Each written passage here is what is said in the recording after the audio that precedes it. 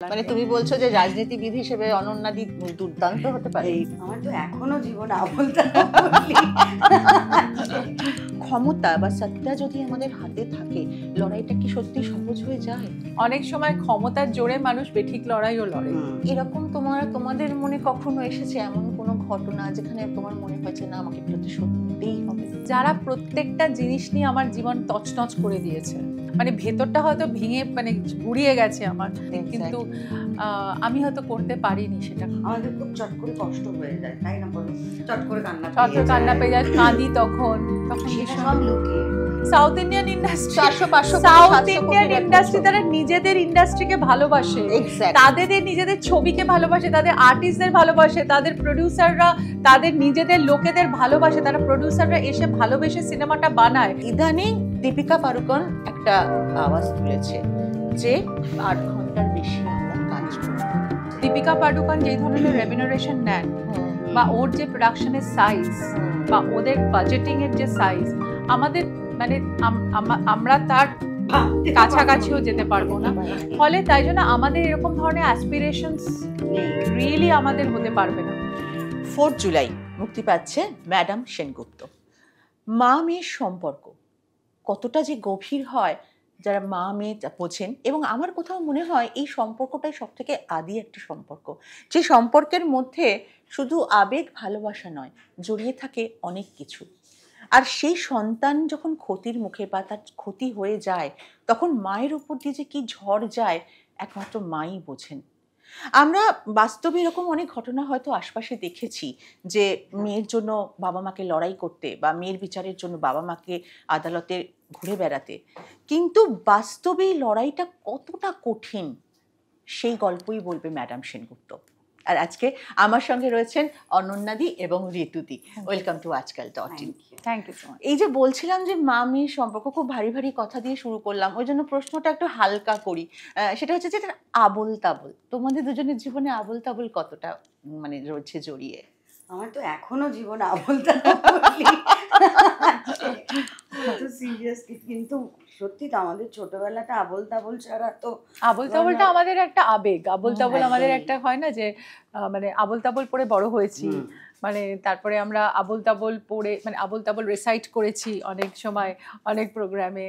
তারপরে আমাদের যারা ছোট তাদের আবোল তাবোল পড়িয়েছি, তাই না? আসল মানে এগুলো বড় হয়ে বুঝেছি, সেটা পড়ে। হ্যাঁ, আবোল তাবোল থেকে একটা লাইন বললে তোমরা নিশ্চয়ই বুঝতে পারবে কোন কবিতাটার কথা বলছি। আর যেখানে যাও না রে ভাই সপ্তসাগর পার, খুব সোজা, এইসব প্রশ্ন করা চলবে না। আরেকবার বলো। আর যেখানে যাও না রে ভাই সপ্তসাগর পার, কাতুকুতু বুড়োর বাড়ি যেও না খবর, মানে কাতুকুতু বুড়ো না, একদম কাতুকুতু বুড়ো। কিংবা হেড অফিসের বড়বাবু লোকটি বড় শান্ত, কিছু কিছু মাথার ব্যামো কে এখনো জানতো। আর বাবুরাম সাপুরে তো মানে সবার মুখে মুখে। এই ছবির সঙ্গে আমার বোম্বাগড়ের রাজাটাও, বোম্বাগড়ের রাজা, হ্যাঁ, এই ছবির সঙ্গে ছায়াবাজি এই কবিতাটার একটা যোগ রয়েছে। তো এই যোগটা ঠিক কিভাবে কি জন্য হলো? আবোল তাবোলের এই ছায়াবাজিকে এই ছবিতে কেন আনা হলো? শুধুই কি হেয়ালি? না, হেয়ালির সাথে সাথে একটা গভীর তত্ত্ব লুকিয়ে আছে এটার মধ্যে, সেটা আমরা আস্তে আস্তে ছবির মধ্যে দেখবো। সেটা আমি এক্ষুনি আমি রিভিল করতেও চাই না, বলতেও চাই না, কারণ এই কারণেই বলতে চাই না কারণ আবোল তাবোল মানে যতটাই কৌতুক ততটাই গভীর। তো সেই জন্য ওই কৌতুক আর গভীরের মধ্যে যেই রহস্যগুলো আছে, সেটা আলো ছায়াটা আছে বা ছায়ার জগৎটা আছে, সেটা আমরা একটু ছায়ার জগতেই এখন রেখে দিতে চাই। সেটা ছায়া ছবিতে গিয়ে দেখতে হবে। তোমার আর অনন্যাদির ক্যারেক্টারটা মানে চরিত্রটা সম্পর্কে একটু জানবো। আমার অনন্যাদির ক্যারেক্টারটা অবশ্যই খুব ইন্টারেস্টিং, কিন্তু আমি পুরোটা তাও এখন বলবো না, কারণ আমি একজন কার্টুনিস্ট এবং আমি একজন মা, আমি একজন মানে ইনভেস্টিগেটিভ মাইন্ড আছে আমার একটা, আমি ঠিক টিপিক্যাল গোয়েন্দা নই। কিন্তু আর অনন্যা হচ্ছে একেবারে একজন নাট্যকার, পতিতযশা লেখিকা, আর মানে আর তার সাথে সাথে she is an aspiring politician. মানে তো ওই অনেকগুলো অ্যাসপেক্ট আছে ওর ক্যারেক্টার। আমাদের প্রত্যেকেরই অনেকগুলো অ্যাসপেক্ট আছে ক্যারেক্টারের, আমার মনে হয় যে, কারণ খুবই লেয়ার্ড প্রত্যেকটা চরিত্র। আর আই থিঙ্ক অনন্যা যেভাবে চরিত্রটা করেছে সুপার, মানে কি বলার মানে নেই। তুমি বলছো যে রাজনীতিবিদ হিসেবে অনন্যাদি দুর্দান্ত হতে পারে? এই রে, দুর্দান্ত হতে দেখেছো? পারে, হ্যাঁ হ্যাঁ। তোমার তোমরা কাছে যেদিকে টেনে নিয়ে যাও সেটা নিয়ে যাও, আমার না, তো না, মনে তোমার হয় কাছে তো অফার এসছে মানে এটা হচ্ছে এতদিনে। মানে এটা হচ্ছে সূত্রপাত। বলো না, এরম বলো না। I think এতদিনে নিশ্চয়ই অনন্যাদির কাছে অফার এসছে, ঋতুদির কাছেও এসেছে। সে তো একটা কথা বলো যে এই যে আই এম শিওর আমরা যেটা বলি না, এই যে লড়াইটা একটা সাধারণ মানুষের লড়াই আর একজন ক্ষমতাবান মানুষের লড়াই, দুটো তো আলাদা হয়। তো ক্ষমতা বা সত্তা যদি আমাদের হাতে থাকে, লড়াইটা কি সত্যি সহজ হয়ে যায়? হয়তো সহজ হয়, কিন্তু সেই মানে সেই প্রসেসটা কীরকম সেটা আমার জানা নেই। তবে ক্ষমতা থাকলে হয়তো লড়াইয়ের জায়গাটা মানে সেই লড়াইটা যদি সঠিক হয় তাহলে সেটা অনেক সময় সেটা সুবিধা, মানে ন্যায়ের জন্য যে লড়াই, ন্যায়ের জন্য যেটা ক্ষমতা থাকলে সেটা নিশ্চয়ই মানে সঠিক যেটা হয় মানে ন্যায়ের জন্য তাহলে হয়। কিন্তু অনেক সময় ক্ষমতার জোরে মানুষ বেঠিক লড়াইও লড়ে। তো সেটাতে আমি মানে কখনোই মানে ইয়ে দিই না। তো ঋতুদি, তুমি অনেকদিন পর রাহুল বোসের সঙ্গে তুমি স্ক্রিন শেয়ার করলে, অনুরণনের পর বোধহয়, আর এটা তোমার ঋতুদির সঙ্গে সেকেন্ড। তোমাদের হ্যাঁ। এক্সপিরিয়েন্সটা একটু বলো। এর আগে আমি আর অনন্যা একটা ছবি করেছিলাম তিন কন্যা বলে, সেটা আমার খুব ফেভারিট ফিল্ম। আর আমার মনে হয় অগ্নিদেবেরও জীবনের একটা খুব ভালো কাজ ওটা, এবং অগ্নি এই কাস্টিংটা করেছিল, ইজ ফ্যান্টাস্টিক। আর ওখানেও অনন্যার খুব পাওয়ারফুল একটা রোল ছিল, সেখানে অনন্যা একটা ভিকটিম ছিল, এবং আমি অবশ্যই সেখানে প্রোটাগনিস্ট ছিলাম, কিন্তু ও একটা ভিকটিমের চরিত্র করেছিল। কিন্তু ভিকটিম কিভাবে মানে একটা পুরো পরিবেশের শিকার হয়ে ওঠে, মানে সেটা দুর্দান্তভাবে ও পোট্রে করেছিল। এবং আমার চরিত্রের মধ্যে অনেকগুলো শেডস ছিল, মানে একটা পার্ট ছিল যে যেখানে আমি প্রোটাগনিস্ট মানে একজন জার্নালিস্ট, আর তার সাথে সাথে আমি একজন মানে আমার দুটো মানে আরেকটা স্প্লিট পার্সোনালিটি ছিল, মানে আমি একটা স্কিজিওফ্রেনিকের চরিত্র করেছিলাম। সো ওই ছবিটার মধ্যে অনেকগুলো ভ্যারাইটি ছিল। আর তারপরে আবার ম্যাডাম সেনগুপ্তার মধ্যেও অনেকগুলো ভ্যারাইটি, বাট অনেকগুলো বছর কেটে গেছে মাঝখানে, কিন্তু তা হলেও আমাদের দুজনের চরিত্র এই ছবিতেই দুটো চরিত্রই খুব স্ট্রং চরিত্র। এবং ম্যাডাম সেনগুপ্তাতে আমার মনে হয় যে এই যে দুটো মহিলা চরিত্র লোকে দেখবে, মানে তার মধ্যে থেকে অনেক কিছু তারা আরোহণ করবে, মানে ইন্সপায়ার হবে সেখান থেকে অনেকটাই। এই যে তোমাদের ধরো যে তোমার যে ক্যারেক্টারটা, এই যে একটা অনুসন্ধিত সুমন, ঋতুপর্ণা সেনগুপ্তও কি তাই? হ্যাঁ, কিছুটা তো তাই। অনুসন্ধিত মন না থাকলে অনেক কিছু ডিসকভার করা যায় না। মানে অনেক কিছু ডিসকভারির জায়গায় যখন আসে, তখন একটা মনের মধ্যে কোথাও একটা কিউরিওসিটি বা কোথাও একটুখানি মানে জানবার ইচ্ছার জায়গাগুলো তৈরি না হলে তাহলে আরও বেশি জানার ইচ্ছাটা জাগে না। আমরা একটু কিছুদিন আগে পুরাতন দেখেছি, যেখানে দেখেছি মায়ের জন্য মেয়ের একটা লড়াই, মানসিক লড়াই, আর এখানে দেখবো মেয়ের জন্য মায়ের মানসিক লড়াই। তোমার মায়ের সঙ্গে তোমার সম্পর্ক, কিন্তু এই সম্পর্কটা না, এই যে জেনারেশন বাই জেনারেশন মা মেয়ের সম্পর্কটা অনেক বদলে যাচ্ছে। এই চেঞ্জেসটাকে তোমরা কিভাবে দেখো? আমার মনে হয় মা আর মেয়ের মধ্যে আজকাল কথোপকথন খুব কম হয়, তাই না? মানে সেটা কি জেনজির ভাষার জন্য? জেনজির ভাষা তো আমি বুঝে উঠতে পারিনি। আমার মেয়ে মাঝে মাঝে আমাকে বোঝায় যে এই ভাষাটা এরকম, ব্রেড ক্রাম্বিং বাবা। হ্যাঁ, এনিওয়েজ, কিন্তু ফ্যাম খুব ফেভারিট, কাউকে বোঝাতে গেলে মোবাইলের উপর ডিপেন্ডেন্ট হয়ে গেছে Absolutely. সবাই খুব।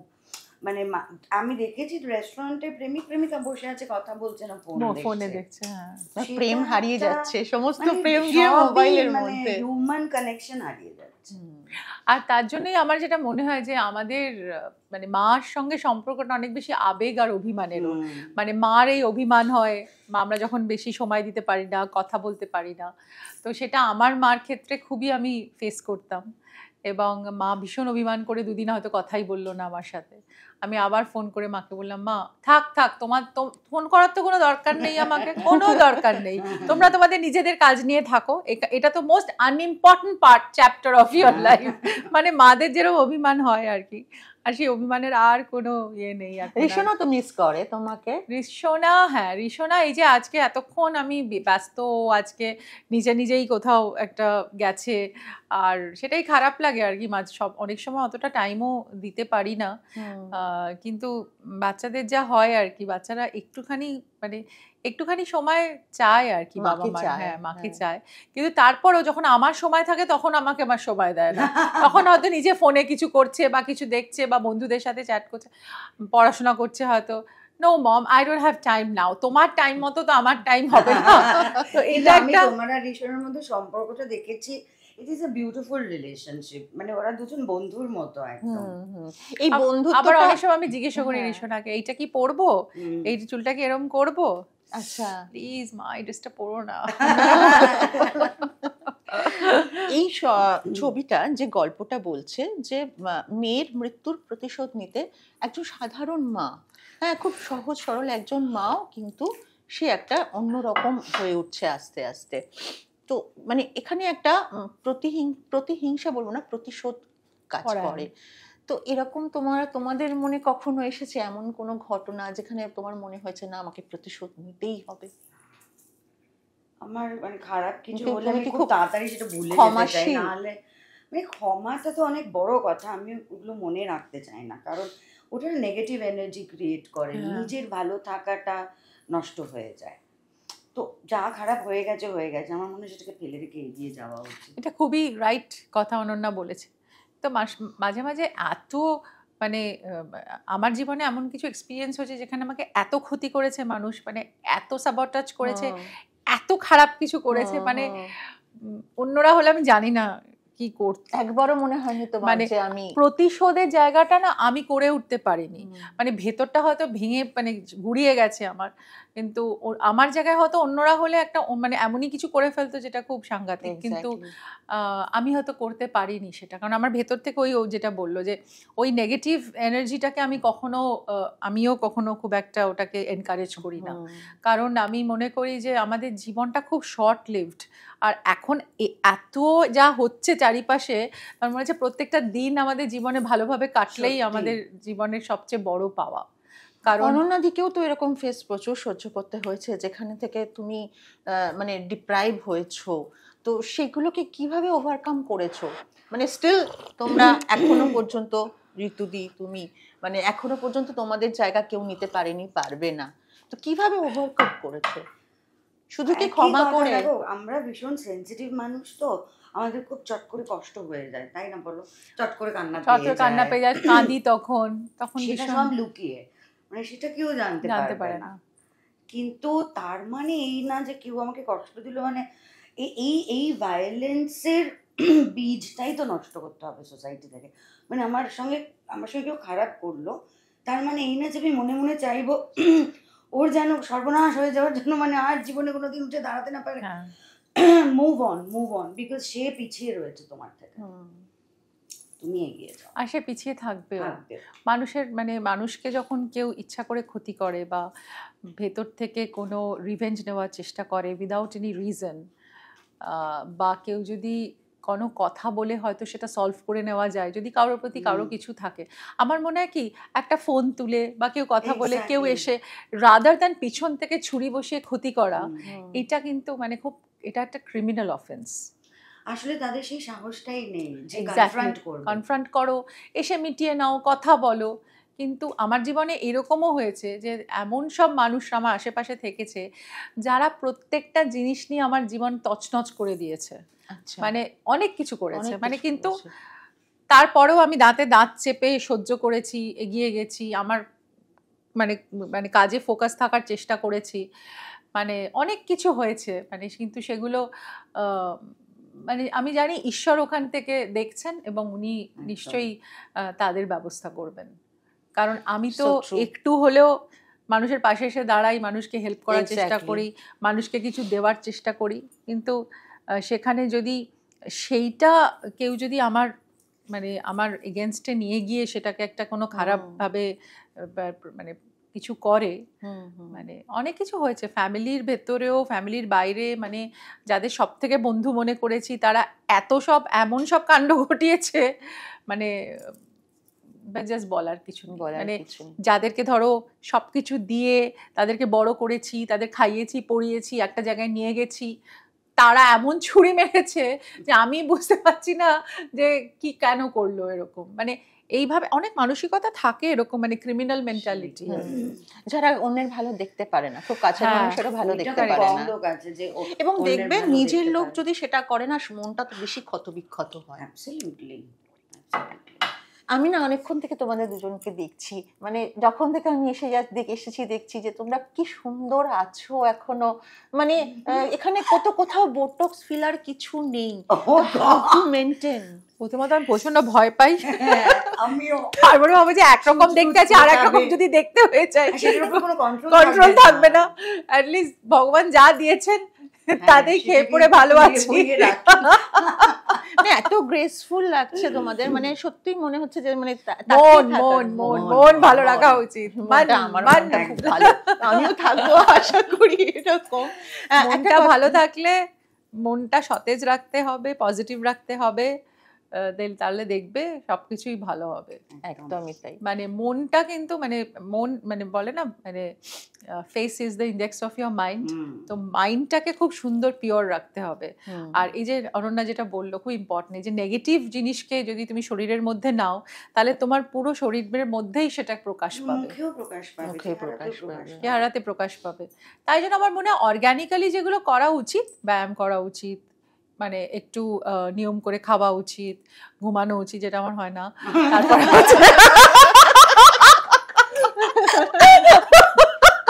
ঋতুদির একটা অসাধারণ গুণ আছে, আমি সেটা দেখেছি। ঋতুদি কিন্তু যেখানে সেখানে তখন ন্যাপ নিয়ে নিতে পারে, না হলে চলতে পারে। একদম। আমার গাড়ি হচ্ছে একটা সেকেন্ড হোম। আমার গাড়ির মধ্যে বই থাকে, খাতা থাকে, খাবার থাকে, ঘুম থাকে, গাড়ির মধ্যে ঋতুদি মেকআপও করে নেয়। মেকআপ থাকে, আমিও করি, এখন মেকআপ, হ্যাঁ, নাহলে আর সময় হয় না তো। আর তারপরে জামা কাপড় থাকে, যেখানে একটা গিয়ে চেঞ্জ করে, সারা দিনের তো সারা দিনের জুতো থাকে, সানগ্লাস থাকে। যদি সকালটা শুরু হলো তো সিঙ্গাপুরে, রাতটা শেষ হলো হয়তো ময়মনসিংহে, কোনো ঠিক নেই। Oh my God! একদমই তো তাই। সেই জন্য বলছি, মানে অর্গানিক্যালি যতটুকু করা উচিত কি টিপস দেবে তুমি? আমি বলছি মানে ব্যায়াম করা, মানে তারপরে একটুখানি হয়তো মানে স্কিন কেয়ারটা নিশ্চয়ই করা উচিত। ক্লেনজিং, হাইড্রেটিং, জল খাও, ভালো কিছু মানে মানে জুস খাও, ফল খাও, মানে ভালো খাবার, মানে যেগুলো পুষ্টিদায়ক খাবার, মানে ইয়ে খাবার কি বলে ওগুলোকে, নিউট্রিশন, যাতে না মানে জাঙ্ক ফুড খেও না বেশি, কোল্ড ড্রিঙ্কস খেও না, মানে সেরকম আর কি। আমি বলছি সেগুলো করেও কিন্তু থাকা যায়। আগেকার দিনে মানুষ কি করে শরীর ভালো রাখতো, যোগা করে, এই করে শরীরে মানে কম মানে মানে চর্বি জাতীয় জিনিস কম খেয়ে, তো সেগুলো করা যায় না যে তা না। আমার যোগা তোমার অল ওভার দ্য বডি কাজ করে। আমার যেটা মনে হয় যে অভিনয়টাই আসল। আমি আগেও দেখেছি, বলিউডও দেখেছি, আমাদের টালিগঞ্জ ইন্ডাস্ট্রিতেও দেখেছি, তোমাদেরও দেখছি, যে অভিনয় ক্ষমতাটা যদি থাকে সেখানে আমার চোখ ছোট হলো না বা বড় হলো, লিপটা হলো, পাউচ হলো, কি হলো, কিছু না। আর একটা ছোট বড় না, আমার মনে হয় যেটা একটা ভিজুয়াল মিডিয়াম, তো একটা বেসিক অ্যাপিয়ারেন্স এইটাই বলতে যাচ্ছিলাম। বেসিক অ্যাপিয়ারেন্স তো রাখা উচিত, সেটা সুন্দর রাখা উচিত, সেটা সুন্দরভাবে রাখা উচিত। কিন্তু আমার কথাটা হচ্ছে যে আমি যেটা বলি যে ধরো ও অনন্যা, আমি ঋতুপর্ণা, আমরা তো একটা নাম একটা কিছু, কিন্তু আমরা যখন ছবিতে যাচ্ছি তখন তো আমরা সেই চরিত্রগুলো হয়ে যাচ্ছি। সেখানে কেউ মোটা একটু হতে পারে, কেউ রোগা হতে পারে, কারোর চোখ একটু ছোট হতে পারে, কারোর একটা তিল থাকতে পারে, কারোর চোখের কোণে কালি থাকতে পারে, কারোর লম্বা চুল থাকতে পারে, ছোট চুল থাকতে পারে। একই রকম তো দেখতে লাগতে পারে না প্রত্যেক ছবিতে, কারণ আমরা তো চরিত্রগুলো করছি। একদম। সেখানে তো ও ঋতুপর্ণা না এখন একটু মোটা হয়ে গেছে, ঋতুপর্ণা না এখন একটু রোগা হয়ে গেছে, আরে চরিত্রটা হয়েছে, একদম সেটা তো ইম্পর্টেন্ট না, চরিত্রর জায়গাটা তো ইম্পর্টেন্ট। একদমই তাই। তোমরা দুজনেই তো ঋতুপর্ণ ঘোষের সঙ্গে কাজ করেছো, তো এখন সায়ন্তন ঘোষাল এদের সাথেও কাজ করছো। কি মনে হয় ইন্ডাস্ট্রি কিছুটা বদলেছে, প্রোগ্রেসিভ হয়েছে আরো? দেখো, ইন্ডাস্ট্রি তো বদলের মধ্যে দিয়েই যাবে, কারণ সব ইন্ডাস্ট্রি বদলের মধ্যে দিয়ে যায়, মানুষ বদলের মধ্যে দিয়ে যায়, সব কিছু। কারণ একটা লম্বা সময় ধরে আমরা কাজ করছি, তো অনেক বদল আমরা দেখেছি এবং দেখছি, আরও দেখবো, হয়তো আমাদের পরেও আরও সবাই দেখবে। কারণ মানে পরিবর্তনটাই হচ্ছে চিরন্তন, মানে সেটা অবশ্যই চেঞ্জেস তো উইল হ্যাপেন। কিন্তু যেটা আমার মনে হয়, পার্সোনালি মনে হয় যে কিছু কিছু বদল খুব ভালোর জন্য হয়েছে, আবার কিছু কিছু বদল ভালো হয়নি। মানে ভালোটাই যদি আমি বলি, মানে film industry has gone through a revolution, মানে কন্টেন্টের রেভলিউশন, অ্যাক্টার্সদের মধ্যে তাদের নিজেদের, যেরকম ওটিটি স্পেস এখন, মানে সিনেমার অনেকগুলো মিডিয়াম হয়ে গেছে, ভিজুয়াল মিডিয়াম এখন অনেক হয়ে গেছে, ইউটিউব হয়ে গেছে, ওটিটি হয়ে গেছে, স্যাটেলাইট হয়ে গেছে, সব কিছু, মানে তো সেই মিডিয়ামগুলোতে আরও অনেক কিছুর বিকাশ হচ্ছে। তো সেখানে একটা ভালো জিনিস হয়েছে যে প্রচুর মানুষ কাজের মধ্যে ইনভলভ হতে পারছে, অ্যাবসলিউটলি। যেখানে পুরনো লোকরাও যাদের সবাই বলতো অবসলিট হয়ে গেছে, তারা মানে আমাদের ইন্ডাস্ট্রিতেও খুব নিষ্ঠুর কিছু কিছু মানুষ, মানে সবসময় মানে তাদের টেন্ডেন্সি যে কিছু অ্যাক্টরকে বা কিছু সাইড অফ করে দেওয়া, কিছু অবসলিট করে দেওয়া, মানে এক্সটিংক্ট করে দেওয়া, যারা কিন্তু তখনও আছে, এক্সিস্ট করছে, তাদেরও এক্সটিংক্ট করে দিতে চায়। কিন্তু এই মিডিয়ামগুলো হওয়ার জন্য প্রচুর কাজের, মানে বিভিন্ন স্তরের কাজের জন্য ডিমান্ড বেড়ে গেছে, সেই জন্য অনেক মানুষ কাজ পাচ্ছে এবং অনেক মানুষ তাদের মানে নতুন করে তাদের জীবন আবার ফিরে এসেছে, তাই না? তো সেইটা একটা জায়গা, খুব সুন্দর একটা বদল হয়েছে। এবং আমার ধারণা যে আরো অনেক রকম মানে হাউস তৈরি হয়েছে যেখান থেকে কাজ হচ্ছে, যে কর্পোরেটসরা এসে গেছে সিনেমাতে। বাট আমি একটা জিনিসের অভাব এখনো ফিল করছি এই মুহূর্তে, যে ইন্ডিপেন্ডেন্ট প্রডিউসার যারা ছিল তারা কিন্তু অনেক নিভে গেছে। মানে ইন্ডিপেন্ডেন্ট প্রডিউসার কিন্তু খুব একটা নেই, যারা কোনো স্ট্রাকচার্ড সিনেমা বানানোর জন্য স্ট্রাকচারালভাবে আসছে, যে সিনেমাতে থাকবে, সিনেমাতে ইনভেস্ট করবে, সিনেমার এই পুরো প্যাটার্নটার মধ্যে ট্রায়াল অ্যান্ড এররের মধ্যে থাকবে। এইটা কিন্তু এখন না, কেউ আসছে কিছু একটা নাম করে চলে যাবার জন্য, কেউ হয়তো কিছু টাকা দিয়ে ছবি বন্ধ করে দিচ্ছে। এটা কিন্তু খুব খারাপ জিনিস হচ্ছে। সবাই ভাবছে একটু সিনেমা করলাম, আমার 4টে ছবি বেরোলো, এই আজকাল সোশ্যাল মিডিয়ার এই ইয়েতে, যে আমার 4টে ছবি বেরোলো, তারপরে আমার সিনেমাটা হলো কি না হলো তাতে কিছু যায় আসে না। কিন্তু that is a very wrong attitude. আমরা কিন্তু অনেক পরিশ্রম করে এই জায়গাটা করেছি, অনেক আর্টিস্ট অনেক আশা নিয়ে হয়তো ওই সিনেমাটা অ্যাক্টিং করছে, বা ডিরেক্টর এসছে একটা কাজ নিয়ে, তুমি হয়তো ছবিটা বন্ধ করে, এরকম প্রচুর হচ্ছে যেখানে একটুখানি ছবিটা হচ্ছে না, বন্ধ হয়ে যাচ্ছে। এই ধরনের মানসিকতার লোকেদের একদমই সিনেমাতে আসা উচিত না। তাতে কি হয়, এই সিনেমার জায়গাটা, আমাদের নামটাও খারাপ হয়, আর বলে আরে বাংলা ইন্ডাস্ট্রির মধ্যে ওটা, এই সিনেমাটা শুরু হয়েছিল, এটা শেষ হলো না, এটা ইনকমপ্লিট, ওটা হয়নি। ডিরেক্টরদের মানে পায়ের শুকতলা খসে যায় ওই প্রডিউসারদের মানে চেস করতে করতে। মানে বাজেটও একটা, কি বল, এটা একটা সমস্যা না, বাজেটও একটা কনস্ট্রেন্ট, এইটা তো হয়ে গেছে। সেই ভাবনা থেকে কি রে, যদি বাজেটও সমস্যা আমাদের এখানে। একটা জিনিসেরই যেটা প্রবলেম হচ্ছে এখন আমার মনে হয়, এই যে আমরা সাউথ ইন্ডিয়ান ইন্ডাস্ট্রির সাথে আমাদের, আরে সাউথ ইন্ডিয়ান ইন্ডাস্ট্রি তারা নিজেদের ইন্ডাস্ট্রিকে ভালোবাসে, তাদের নিজেদের ছবিকে ভালোবাসে, তাদের আর্টিস্টদের ভালোবাসে, তাদের প্রডিউসাররা তাদের নিজেদের লোকেদের ভালোবাসে, তারা প্রডিউসাররা এসে ভালোবেসে সিনেমাটা বানায়, তারা তাদের ল্যাঙ্গুয়েজকে ভালোবাসে, ওখানে কোনো অন্য ল্যাঙ্গুয়েজকে এন্ট্রি দেয় না, যে আমাদের নিজেদের ল্যাঙ্গুয়েজ। আর দর্শক ইজ কমপ্লিটলি গিভেন, মানে তারা প্রত্যেকে মানে কি বলবো, মানে নিবেদিত প্রাণ, লয়াল অডিয়েন্স একদম তাদের, মানে তাদের ইন্ডিজিনাস ইন্ডাস্ট্রি এত বড়, এত ভালো, তাহলে ওরা অন্যদের কেন ইয়ে করবে? সেরকমই মানে অন্যান্য জায়গাও, মানে বম্বেতেও ইন্ডিপেন্ডেন্ট প্রডিউসাররা অনেক হচ্ছে, ইন্টারন্যাশনালি কোলা। আমি রিসেন্টলি একটা ওয়েভস বলে একটা প্ল্যাটফর্মে গেছিলাম বম্বেতে, একটা খুব বড় এই তোমার কালচারাল মানে ইয়ে থেকে, মানে ইনফরমেশন আর ব্রডকাস্ট থেকে এই প্রোগ্রামটা হলো। সেখানে সবাই বলছে যে হ্যাঁ, সব আর্টিস্টদের সম্মান দেওয়া হবে, সব আর্টিস্টরা যাতে ট্যালেন্ট তাদের শোকেস। আরে শোকেসটা করবে কোত্থেকে? প্রডিউস তো করতে হবে কাউকে, কাউকে তো ইনভেস্টমেন্ট করতে হবে। আর যখন মানে টপ টিয়াররা সবসময় ওটিটিতে জায়গা পাবে, অন্যরা যারা ভালো ইন্ডিপেন্ডেন্ট সিনেমা বানাচ্ছে সেই লোকেদের মানে তারা কোথায় তাদের সিনেমা দেখাবে? অনেক আমার ভালো ভালো সিনেমা বা অনেক অন্য প্রডিউসারের সিনেমা ভালো জায়গায় দেখানো যায় না, কারণ শুধুমাত্র তাদের কেউ রেকগনিশন দেয় না বলে। এক্স্যাক্টলি। সেই জায়গা থেকে কোথাও তোমার নিজের প্রোডাকশন হাউস খোলার একটা ভাবনা? না, আমার প্রোডাকশন হাউস আমি অনেকদিন আগেই খুলেছিলাম, সেটা আমার নাচ দিয়ে শুরু হয়েছিল।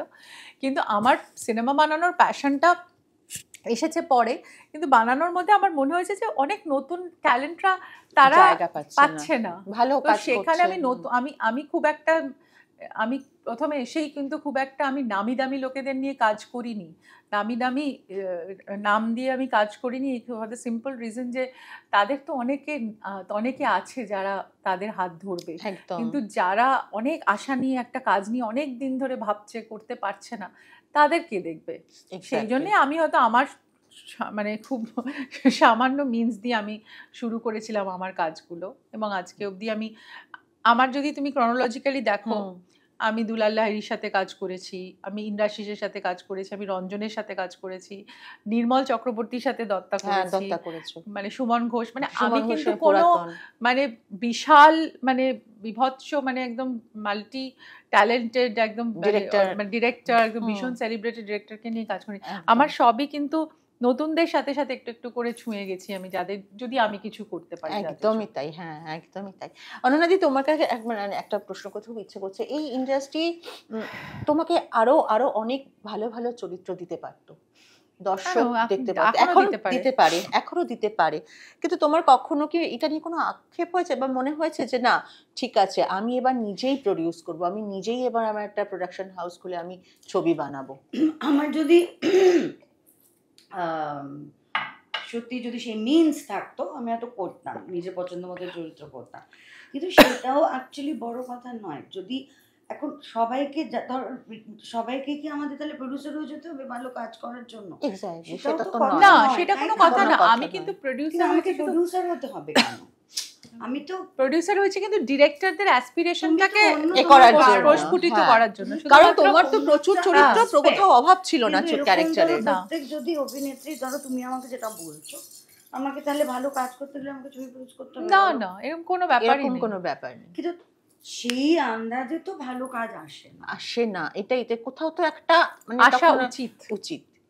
সেই জন্যই তো বলছি আমাদের কেন আসে না। দেখ আমি কেন বলছি, কারণ আমাদের এখানে আরো ভালো প্রডিউসার আসা দরকার। আমি বারবার কেন বলি যে ভালো প্রডিউসারদের থাকা দরকার। ভালো প্রডিউসার না হলে ভালো প্রোডাকশন হবে না, ভালো প্রোডাকশন না হলে ভালো কোনো ডিরেক্টর সেই প্রোডাকশনে কাজ করতে পারবে না। ঠিক কথা। এইটা একটা দুর্দান্ত একটা চেইন। সিনেমা ভালোবেসে টাকা লগ্নি করছে না। না সিনেমায় আগে যেরকম আগেকার এই যে বড় বড় হাউসগুলো কেন এতদিন তারা ভালোবেসে সিনেমাটা নিয়েই, ওটাই ওদের জীবন ছিল। এই যে রঞ্জিত মল কাঙ্কারিয়া, দিলীপ কাঙ্কারিয়া, এই যে সব বড় বড় মানে আগেকার দিনে এরা সিনেমা, আমি সুরাজ বারজাতিয়া অফিসে একদিন আমার মানে ওনাদের সাথে দেখা হয়েছিল, মানে মানে ফিল্ম লাভার্স, এখনো বসে উনি স্ক্রিপ্ট শুনছেন, একটা ভালো গল্প, এটা অন্য জিনিস। এটা ঠিক ওই মানে শেয়ার মার্কেটের টাকা পয়সা না। তুমি বলিউডে কাজ করেছো অনন্যাদি, তুমিও একটি ওটিটি প্ল্যাটফর্মের গুরুত্বপূর্ণ চরিত্রে কাজ করলে, সেখানে ফাতিমা সানা শেখের সঙ্গে তুমি স্ক্রিন শেয়ার করেছো। বলিউডে ইদানিং দীপিকা পাড়ুকোন একটা আওয়াজ তুলেছে যে 8 ঘন্টার বেশি আমরা কাজ করব না। এখানে আমাদের বাংলা ইন্ডাস্ট্রিতে কি এরকম কোনো অভাব আছে যে ভোকাল হতে পারছে না? আমার জানি না ঋতুদি কি বলবে। আমার মনে হয় যে একটা ছবি যেটা এখন 12-14 দিনে কাজ শেষ হয়ে যায়, সেখানে যদি আমরা আমাদের সাথে ওদের কম্প্যারিজন করলে হয় না গো। আমাদের সাথে ওদের কম্প্যারিজন হতে পারে না। মানে 12 দিনে ছবি শেষ করে যদি বলি 8 ঘন্টা বেশি কাজ করব, আমরা যে সিনারিওতে কাজ করি, আর ডিরেক্টর কি করে কাজ করবে? এক্স্যাক্টলি, আমরা যে সিনারিওতে কাজ করি সেখানে ওই রকম ভাবে কাজ করা যাবে না। আর দীপিকা পাড়ুকোন যেই ধরনের রেমিনারেশন নেন, বা ওর যে প্রোডাকশনের সাইজ, বা ওদের বাজেটিং এর যে সাইজ, আমাদের মানে আমরা তার কাছাকাছিও যেতে পারবো না। ফলে তাই জন্য আমাদের এরকম ধরনের অ্যাসপিরেশনস রিয়েলি আমাদের হতে পারবে না। দ্বিতীয়ত, আমরা যদি কোনো ডিরেক্টরকে বা প্রডিউসারকে রিকোয়েস্ট করি যে আমাদের আজকে একটু অসুবিধা আছে, আমরা যদি আজকে তাড়াতাড়ি, আমরা সেটা ডিরেক্টরকে পার্সোনালি বলি, যে সেটা কিন্তু তারা ডেফিনেটলি রাখেন। কিছু কিছু ক্ষেত্রে হয়তো রাখতে পারে না, হয়তো তখন আমাদের অসুবিধা হয়, আমাদের কম্প্রোমাইজ করতে হয়। কিছু কিছু ক্ষেত্রে ওনা রাখেন, তো সেটা তো আমি এত বলতে পারবো না। আমি আমার যখন প্রেগনেন্সি হয়েছে বা আমার যখন সেই সময়ও আমি বলেছি যে আমি এই 1 মাস কাজ করতে পারবো না বা কিছু, তখন তো তারা মেনে নিয়েছে এবং তারপরে বলেছে ঠিক আছে তোমার ডেটগুলো তারপরে দাও। বা এক সময় এরকম হয়েছে হয়তো প্রেগনেন্সি নিয়েও সেদিনকে বলেছে আজকে কিন্তু 2 ঘন্টা করতেই হবে, নাহলে আমাদের প্রচন্ড বাজেট বেড়ে যাবে। We have to look after it. যদি আমরা রিজনেবল পারসনস হই, আমাদের ইন্ডাস্ট্রিতে এটা বলা বিলাসিতা, এটা আমরা বলতে পারবো না। ওরা যেই কনসেপ্ট থেকে বলেছে বা ওরা যেই ধরনের মেন্টালিটি থেকে বলেছে, that is a different thing all together. আজকে উনি 8 ঘন্টা আজকে কাজ করবেন না, পরের দিন হয়তো আর একটা দিন শিফট বাড়বে ওনার জন্য, সেটাতে হয়তো আরো 1 কোটি টাকা খরচা হবে, প্রোডিউসারের কিছু যাবেই যাবে না। এক্স্যাক্টলি। ওখানে একটা প্রোডাকশন বাজেট, একটা সাইজ, একটা ফিল্মের মানে দীপিকা পাডুকোনকে নিয়ে যদি একটা সিনেমা হয় মিনিমাম সেটা 25 crore ছবি হবে, মিনিমাম। মানে ও যা সেটাই আমার তোমার কাছে অসাধারণ প্রশ্ন অভিনয় ছিল, করেছে, ঋতুদি, ভাবা তোমাকে একটু যায় না। থামাচ্ছি এটা কেউ যে বলতেও পারে না এই যে এরকম। তোমাদের দুজনের মধ্যে আমি এতক্ষণ ধরে যে বন্ধুত্বটা দেখছি, আমি না খুব অবাক হয়ে যাচ্ছি, কারণ আমি শুনে এসেছি যে ইন্ডাস্ট্রিতে না কেউ কারোর বন্ধু হয় না, বিশেষ করে মেয়েরা তো আরো না, হয় আমাদের না। মধ্যে এরকম কিছু না। আমি ওকে প্রচন্ড ভালোবাসি আর আমি ওকে অভিনেত্রী হিসেবে ভীষণ মান্যতা দিই, কারণ ওর মতো একজন এত সুন্দর সেন্সিটিভ অভিনেত্রী খুব কম আছে যে কিনা একদম। একটা চরিত্রকে একটা অন্য ডাইমেনশন দিতে পারে। এই কাজটা অ্যাকচুয়ালি ঋতুদি আমাকে দিয়েছে। আসলে একজন আমি বললাম যখন স্ক্রিপ্টটা শুনলাম, বললাম যে এটা ওর চরিত্র, মানে এটা একদমই ওর চরিত্র, এত সুন্দর করেছে। ইনফ্যাক্ট ওই ছবিটা, ওই যেটা ওরে খুব নাম করেছে, যেটা অন্নপূর্ণা, ওটাও একবার আমাকে স্ক্রিপ্ট শুনছিলাম যেটা ওর চরিত্র, ওর কাছে যাও। ইটস নট দ্যাট আমরা সারাক্ষণ হ্যাং আউট করছি বা ঘুরতে যাচ্ছি, আমাদের আলাদা আলাদা কাজ আছে, বাট উই নো। কিন্তু আমি কিন্তু ভালো কোনো কিছু শুনলে আমি সবসময় অনন্যার কথা বলি, এই কারণে যে অনন্যা ইজ দ্যাট মানে অ্যাক্ট্রেস যার এগুলো প্রাপ্য। Exactly, she deserves. একদমই তাই। আর তুমি একজন শুধু ভালো মনের মানুষ নও, তুমি একজন, আমি বলবো জাত অভিনেত্রী বলেই আর একজনকে চিনতে পেরেছো। তারপরে দীপিকা পাডুকোনের প্রসঙ্গে যাচ্ছি। আমার উপর হয়তো খুব রেগে যাবে, আমি এটা বলবো দীপিকা নিশ্চয়ই বুঝবে এটা, মানে দীপিকাকে বল, Deepika why don't you produce a film in Bengal, then you understand how it goes. কিন্তু আমি এটাও বলবো যে ইটস আ মিউচুয়াল ডিসিশন। এটা আমাদের এখানে ওরা যেভাবে পাবন্দি করে দেয় ওটা না, ইটস আ মিউচুয়াল ডিসিশন। আমাদের এখানে আমরা পার্সোনাল লেভেলে বলি ডিরেক্টর প্রডিউসারকে যে আজকে একটু দেরি হবে, আজকে আমার একটা কাজ আছে, বা প্রোডাকশনকে বলে রাখি, বা যাই হোক, যেটা একটা নোট দেওয়ার সময় বলে দিই অমুক ডেটটা আমাদের অসুবিধা হবে, বা আমাদের যারা সেক্রেটারি আছে তারা বলে যে আজকে দিদির এই সময়টা ব্যস্ততা আছে বা কিছু। This works this way over here, it's a mutually concept. না, আমি এটা কখনোই বলবো না যে প্রডিউসার ডিরেক্টররা ওরকম কিছু মানে আমাদের উপর আরোপিত করেছেন যে না করতেই হবে, সেটা মিউচুয়ালি ডিসাইডেড হয়। হ্যাঁ, তবে টেলিভিশন ইন্ডাস্ট্রিতে একটু ডিফিকাল্ট আমার যেটা মনে হয়, টেলিভিশন ইন্ডাস্ট্রি মানে অনেক long time shooting, everyday show, everyday, সেখানে একটা নিয়ম করা হয়েছে যে একটা 10 ঘন্টা বোধহয় 10-12 ঘন্টা, আই থিংক দ্যাটস ফেয়ার। 10 ঘন্টার পরে এমনিও মানুষের আর মানে এক্সারশনটা এত বেশি হয়, এক্সহসিভ হয়ে যায় না। আর তারপরে কি বলতো, সারাদিন একটা মেকআপ, তারপরে আমি তোমাকে কোনোদিনও ক্লান্ত হতে দেখিনি, পোশাক চেঞ্জ করতে করতেই বোধহয় চলে যায়, এই চেঞ্জ এই শাড়িটাতে হবে না, নেক্সট সিনটা কন্টিনিউয়াস চেঞ্জ, ওটাও তো একটা ভীষণ এক্সহশন। এবার একটা কথা বলো, বলিউড নিয়ে এত কথা বলছি যে তোমাকে আমরা কবে রাজকুমার রাও বা নিনি জিএদের সঙ্গে দেখতে পাবো? আমি খুব শিগগির দেখতে পাবো। হ্যাঁ, আমার একটা মানে আমি একটা ওই হানসাল মেহতার একটা নেটফ্লিক্সে একটা করছি, কিন্তু ওটা আমার স্পেশাল অ্যাপিয়ারেন্স বলা যেতে পারে, একটু এলিভেটেড গেস্ট অ্যাপিয়ারেন্স মতো, maybe looking for the next one. তবে আমার কাছে এর আগেও অফার এসেছিল, কিন্তু আমি সেরকমই অফার নেব যেটা আমাকে স্যুট, তোমাকে স্যুট, মানে তোমার সেরকম ক্যারেক্টারটা ইম্পর্টেন্ট হতে হবে, একদম তাই। তবে I am more into films than web. আর অনন্যাদি, তোমার কাছে আমার একটা প্রশ্ন, তোমার ধারাবাহিক একসময় সাড়া ফেলে দিয়েছিল সুবর্ণলতা, তারপরে জয় কলকাতা বালিও এলো, তো তোমাকে কি আবার দর্শক দেখতে পাবে ধারাবাহিকে? এখন আর ধারাবাহিকে সেই কন্টেন্ট পাই না, মানে আমার কাছে অনেক অফারই আসে, কিন্তু আমার আবার ওই রকম কিছু একটা না পেলে করতে ইচ্ছে। কমলদার একটা করলি না, ওই যে টেলিভিশন না, ওটা টেলিভিশন না, ওটা তো ওয়েব, হ্যাঁ ওয়েব ছিল, হ্যাঁ হ্যাঁ, মোহমায়া। মানে সেই কারণেই বোধহয় এত তাড়াতাড়ি সিরিয়ালগুলো বন্ধ হয়ে যাচ্ছে, 1 মাস 1 বছরও কাটছে না, সব সিরিয়াল বন্ধ হয়ে যাচ্ছে। এটা একটা আমাদের কিন্তু ইন্ডাস্ট্রির একটা পিছিয়ে পড়া কোথাও, টালিগঞ্জ ইন্ডাস্ট্রি। আসলে একই ধরনের গল্প নিয়ে বোধহয় অ্যাক্রস অল চ্যানেলস মূল গল্পটা একই মোটামুটি থাকছে, এ যেটা করছে ও সেটা করছে, এ দুর্গাপুজো করছে তো ও দুর্গাপুজো করছে, একটুখানি ভ্যারাইটি আনা, মানে বোকা বাক্স বললেও দর্শক কিন্তু বোকা নয়। একদমই। এবারে তোমাদের বলবো যে ছবিটা নিয়ে যদি কিছু বলো, ম্যাডাম সেনগুপ্তা। আমি একটা কথাই বলতে চাই, ম্যাডাম সেনগুপ্তা আসছে 4th of July, একদম সবাই প্রিপেয়ার থাকো, একটা দারুণ রহস্য রোমাঞ্চের গল্প দেখবে। সেখানে মার সঙ্গে মেয়ের সম্পর্ক, মার লড়াই, তারপর একজন কার্টুনিস্ট, তার সঙ্গে ইনভেস্টিগেটর, তার সঙ্গে একটা স্বামীর সঙ্গে সম্পর্ক, একটা বিউটিফুল বন্ধুত্বের সম্পর্ক। তারপরে আছে অনন্যা, যিনি একজন দুর্দান্ত লেখিকা, নাট্যকার। এই ছবিতে একটা দারুণ ডাইমেনশনাল রোল।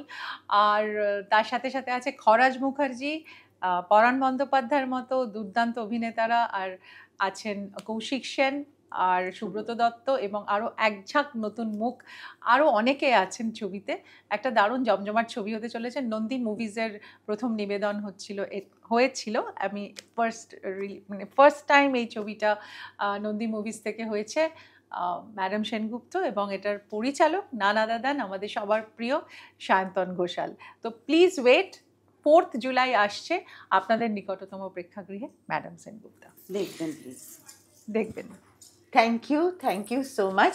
আর আপনাদের বলি, আপনারা তো অবশ্যই ছবিটা দেখবেন, সেই সঙ্গে আপনাদের প্রিয় তারাদের কথা যদি শুনতে চান তাহলে আপনারা দেখুন আজকাল.in। এবং আমি আজকে ছিলাম আপনাদের সঙ্গে শ্যামশ্রী, আর ক্যামেরায় আমার সঙ্গে ছিল প্রকাশ এবং অংশুমান।